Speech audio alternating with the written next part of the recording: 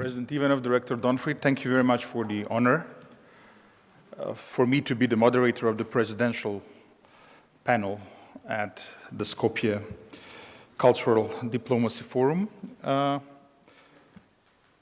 While preparing for the session, I thought, you remember like 2-3 decades ago, the three tenors started performing and they changed the world. So just imagine what can 6 presidents do once they start performing, especially 6 presidents who left a mark in our region.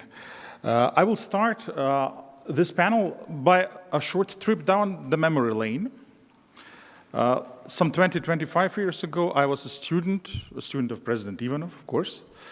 And at that time, I remember, of course, inevitable. I remember at that time, cultural diplomacy was not something that our diplomacy were eagerly embracing at that time. But there are multiple factors and multiple layers when we talk about cultural diplomacy. So at that time, especially young people in the Balkans, students as I was, were very eager to live in full democratic countries, very eager about the European integration.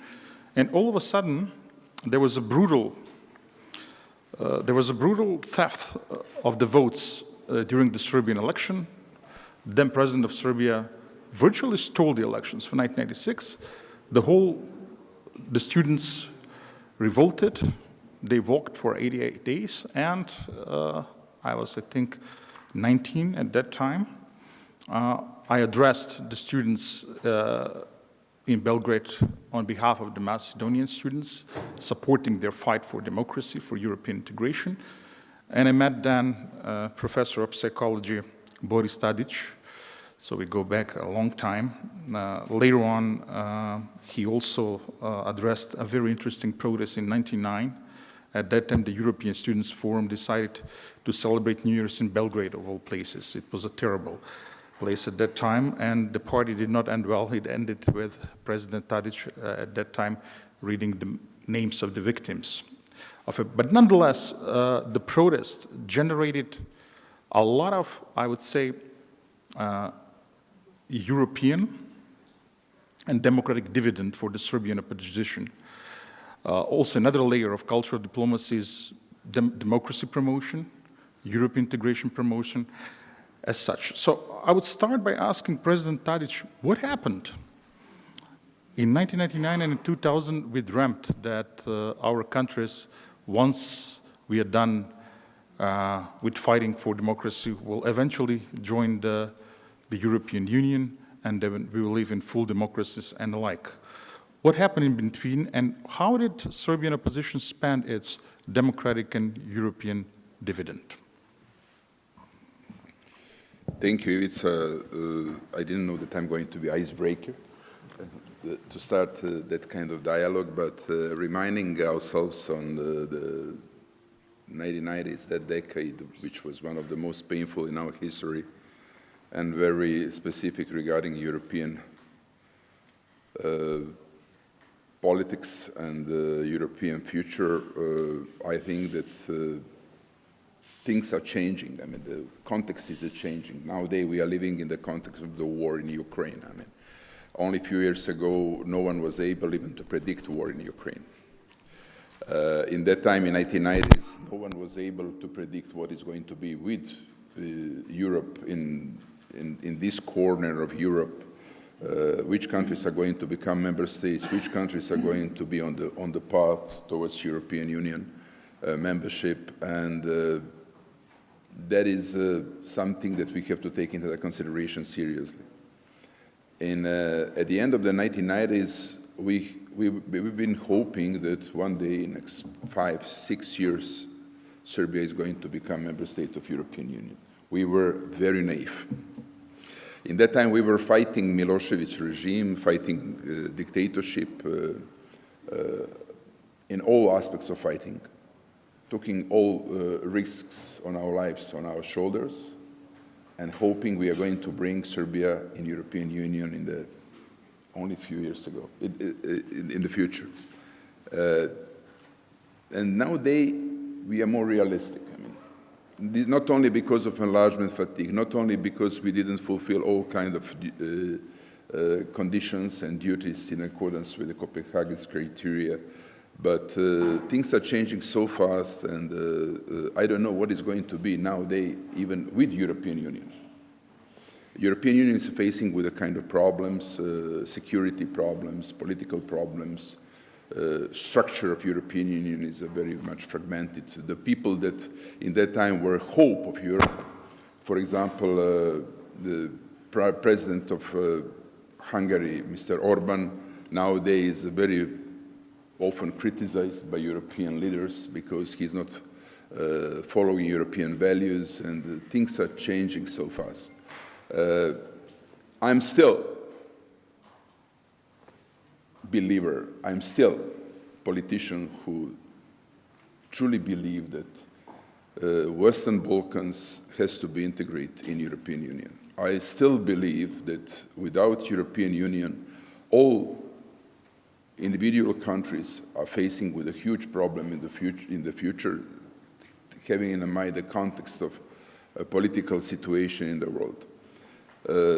If we are thinking about Europe right now, we have to think what is going to be the final outcome of the war in Ukraine, and what is going to be final outcome of the conflict between United States and China in Pacific area. Because we cannot separate European future from these two conflicts. These two conflicts are bringing new strategically important contexts in the future, and who is not able to predict what is going to be final outcome of this conflict is going to bring European Union and European countries in a very difficult situation. Nowadays we see that some countries are facing with economic problems, for example Germany.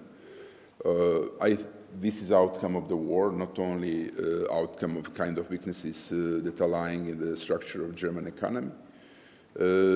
I see that we can see that the relationship in the geostrategical context are changing very fast.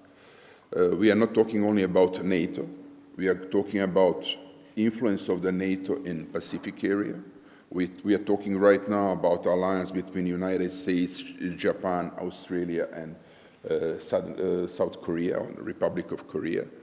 We have a new geostrategical context, and but in 1990s, the end of 1990s, we thought in that time this is only about our membership in European Union. Right now, we are very much dependent on the general context and what is going to be final outcome of these two strategical conflicts we are facing with.